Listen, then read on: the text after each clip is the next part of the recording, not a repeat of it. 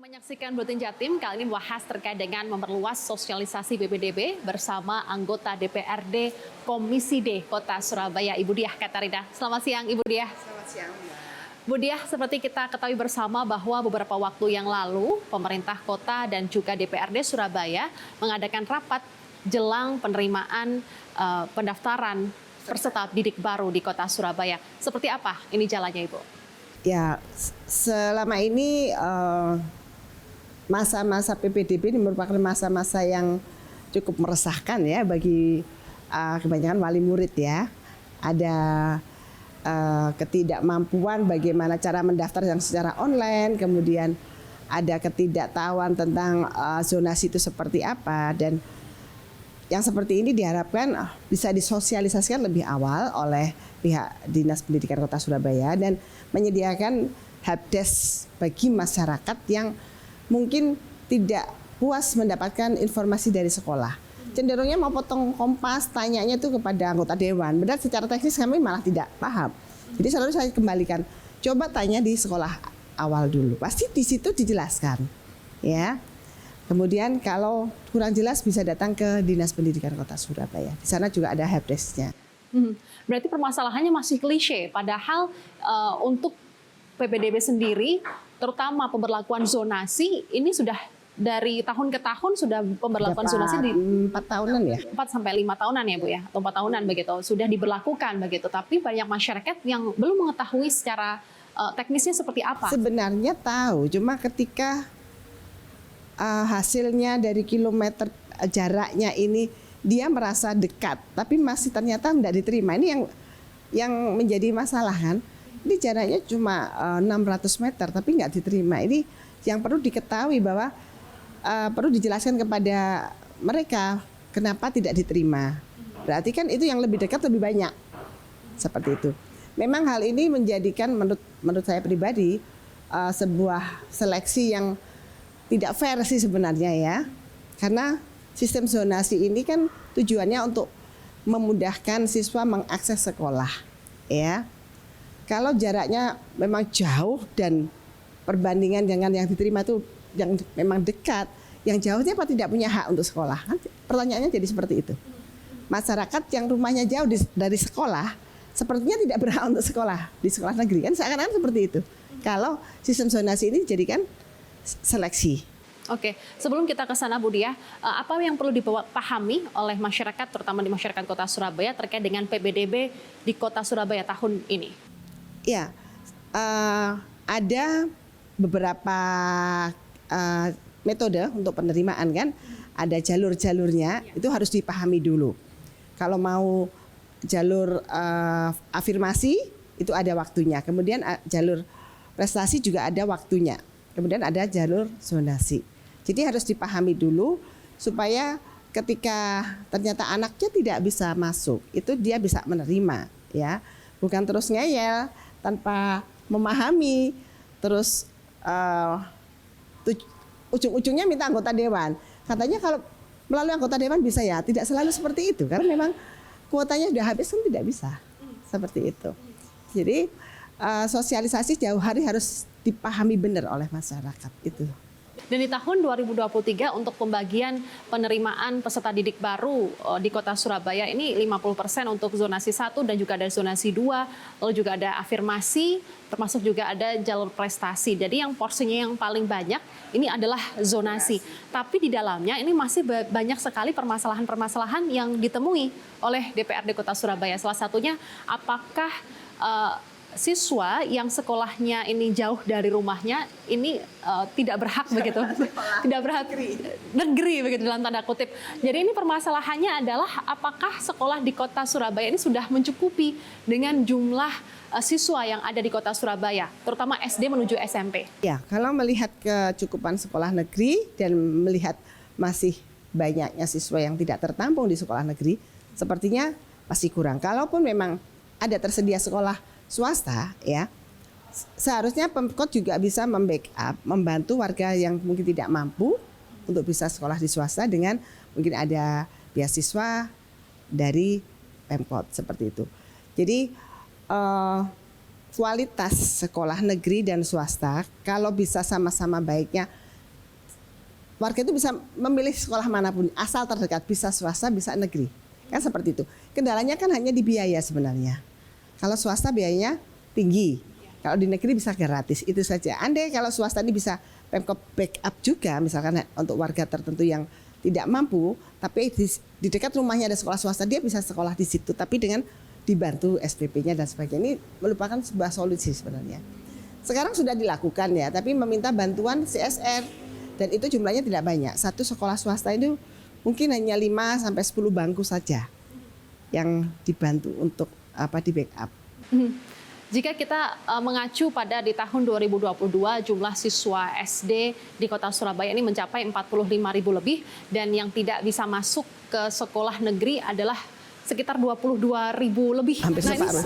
Hampir separuh. Solusinya seperti apa yang ditawarkan oleh DPRD dan nantinya juga akan menjadi kontrol juga untuk pemerintah Kota Surabaya untuk membenahi pendidikan di Kota Surabaya? Nantinya akan dijawab sesaat lagi pemirsa, usai jeda.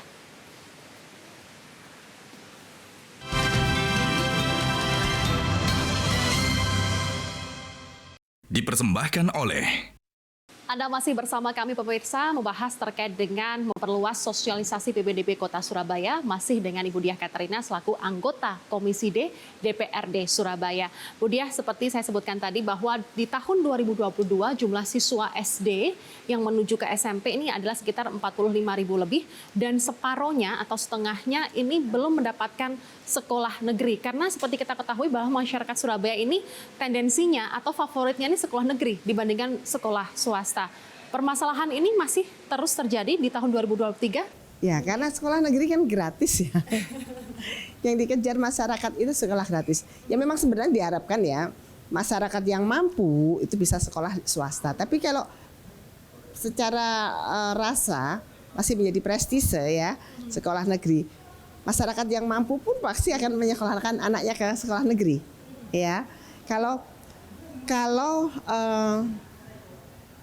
pemerintah Kota Surabaya bisa menjamin ya sekolah swasta, sekolah negeri memiliki kualitas yang sama, kemudian untuk sekolah swasta ada subsidi silang atau bagaimana, itu saya kira permasalahan carut marut di setiap masa-masa PPDB ini bisa dikurangi ya.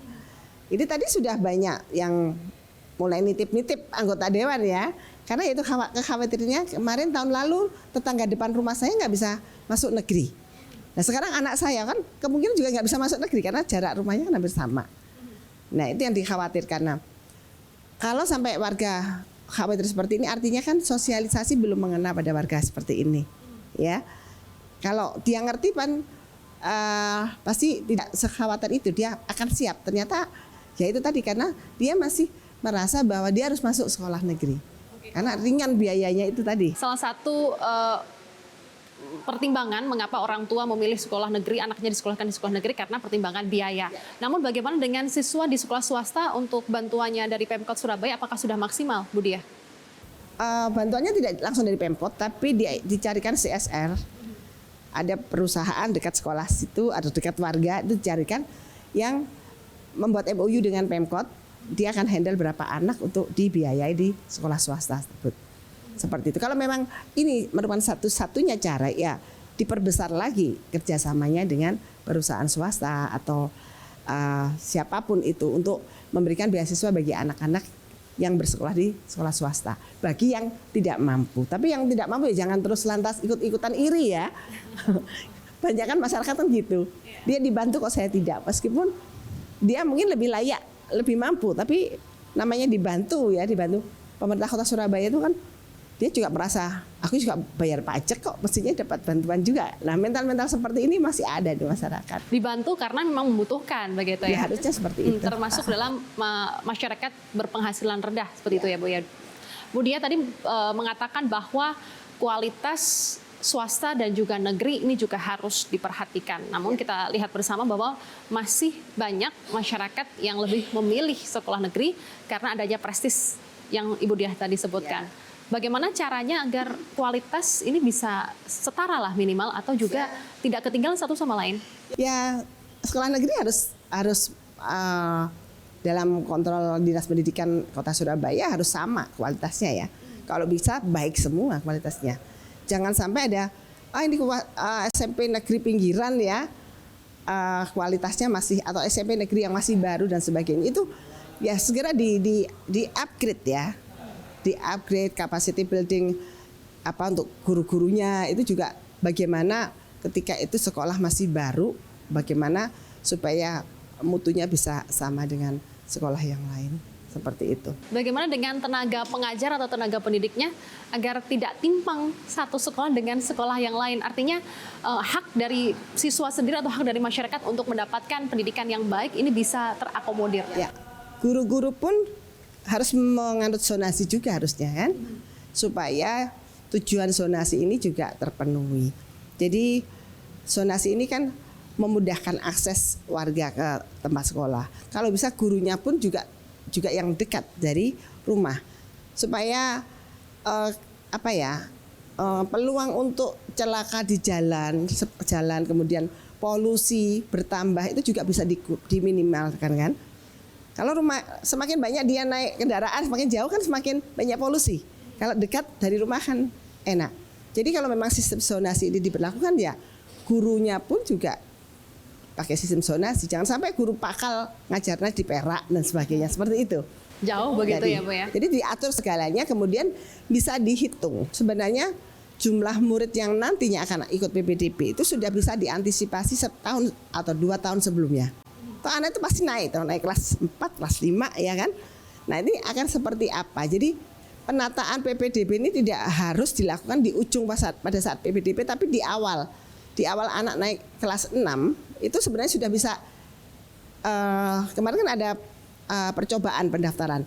Nah kalau dari percobaan pendaftaran ini dilakukan, itu sudah bisa terpotret seperti apa gambarannya. Jadi kurang berapa yang nggak bisa tertampung dan sebagainya. Ini masih ada waktu sekitar katakanlah setengah tahun minimal, itu sudah bisa ditata supaya tentram ya orang tua itu. Anakku nanti sudah dapat sekolah seperti itu.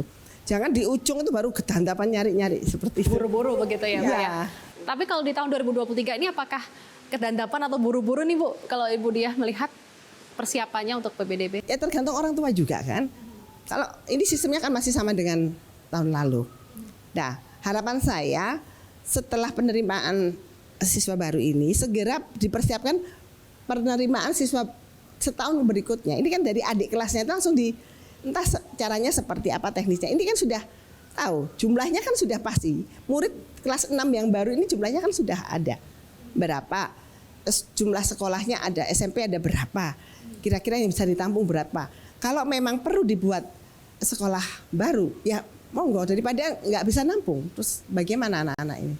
Seperti itu. Bu, selama ini sosialisasi yang dilakukan oleh pemerintah kota ataupun juga DPRD Surabaya berkaitan dengan PPDB di tahun 2023 ini seperti apa? Apakah sudah maksimal? Nanti akan dibahas di segmen selanjutnya pemirsa. Jangan kemana-mana, kami akan segera kembali. Usai jeda.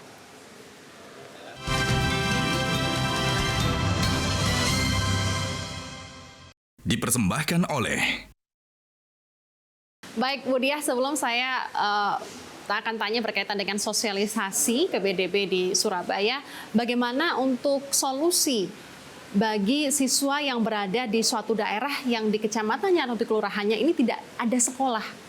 Yang tadi sebutkan juga, apakah siswa yang jauh dengan sekolah ini juga bisa mendapatkan hak yang sama begitu?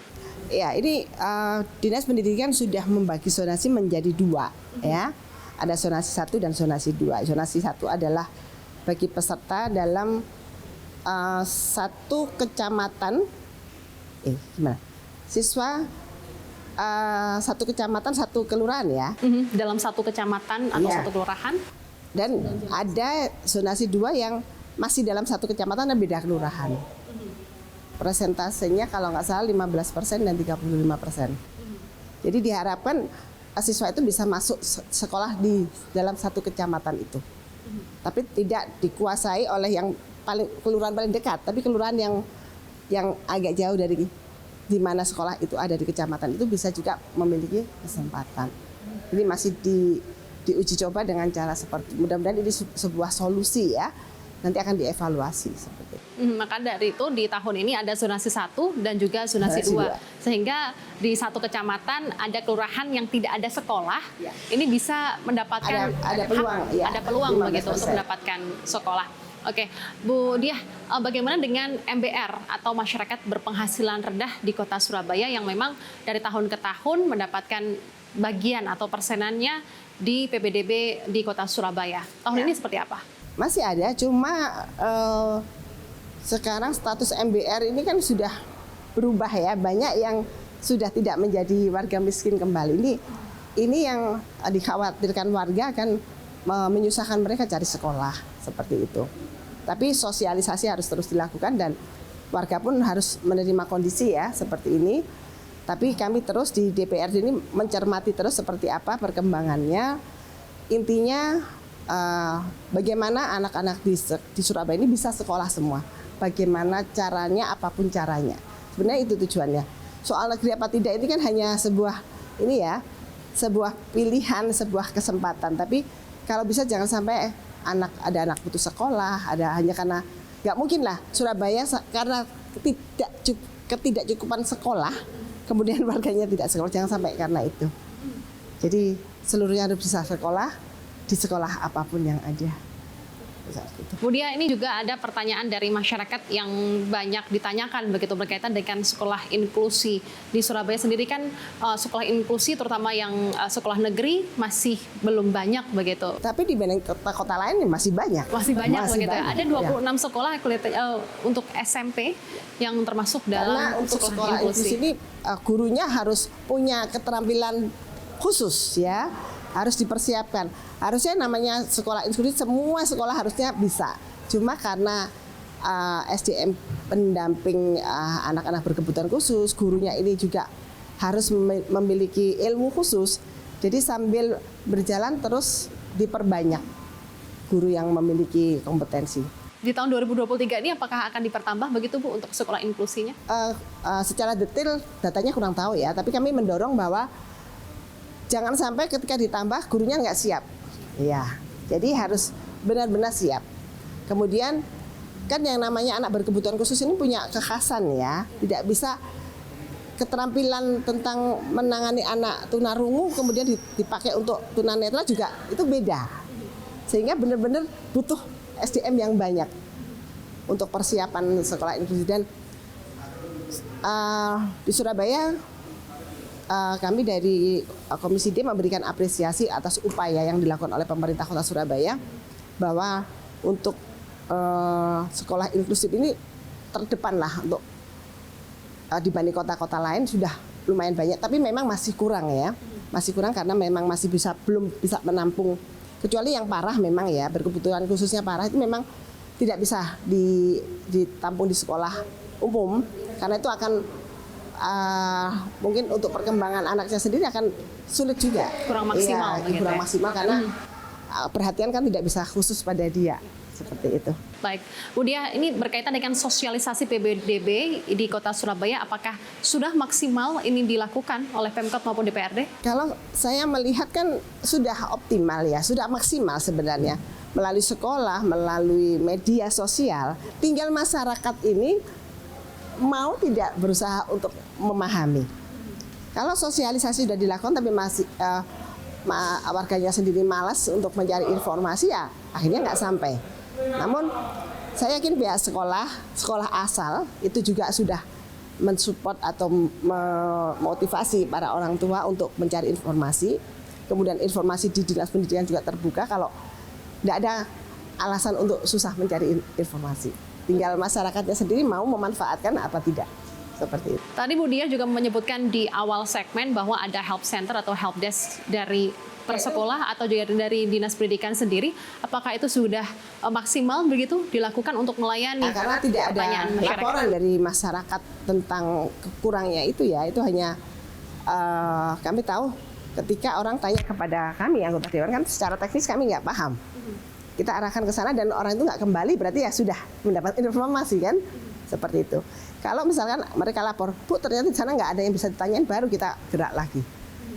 Intinya jangan sampai hanya karena kesulitan informasi anak yang harusnya mendapat sekolah jadi tertunda-tunda dan membuat orang tua galau. Jangan sampai seperti itu. Jangan sampai orang tua galau dan siswa tidak mendapatkan haknya. Dari anggaran DPRD Kota Surabaya untuk pendidikan tertinggi begitu, sangatlah banyak begitu.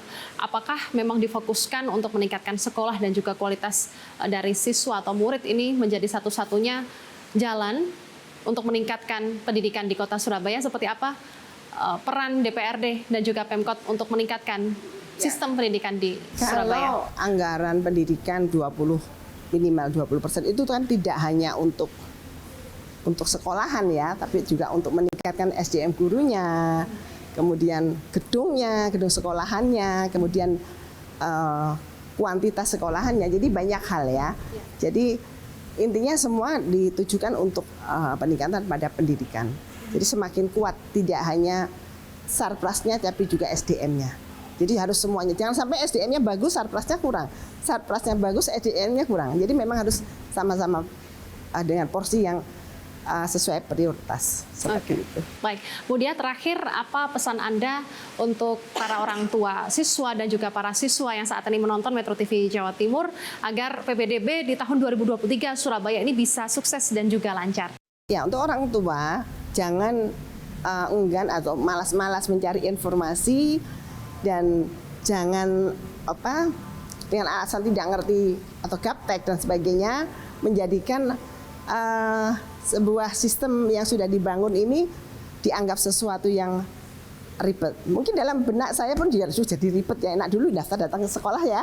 Tapi karena ini sudah ngurusi banyak orang, sudah dibuat sistem yang settle, mudah-mudahan ini bisa dimanfaatkan oleh masyarakat dan jika tidak paham bisa tanya kepada guru asal, pasti sudah dibekali ya, atau bisa tanya datang ke Dinas Pendidikan Kota Surabaya. Pasti di sana ada untuk yang bisa menjawab pertanyaan. Baik, seperti itu. Terima kasih Bu Diah. Kita harapkan bersama semoga PPDB Surabaya ini bisa berjalan aman, sukses lancar, dan juga lancar. Terima kasih Ibu Diah untuk informasinya. Sama Metro TV. Pemirsa, sekian Buletin Jatim kali ini. Saya Fatma Ayu pamit undur diri. Sampai jumpa.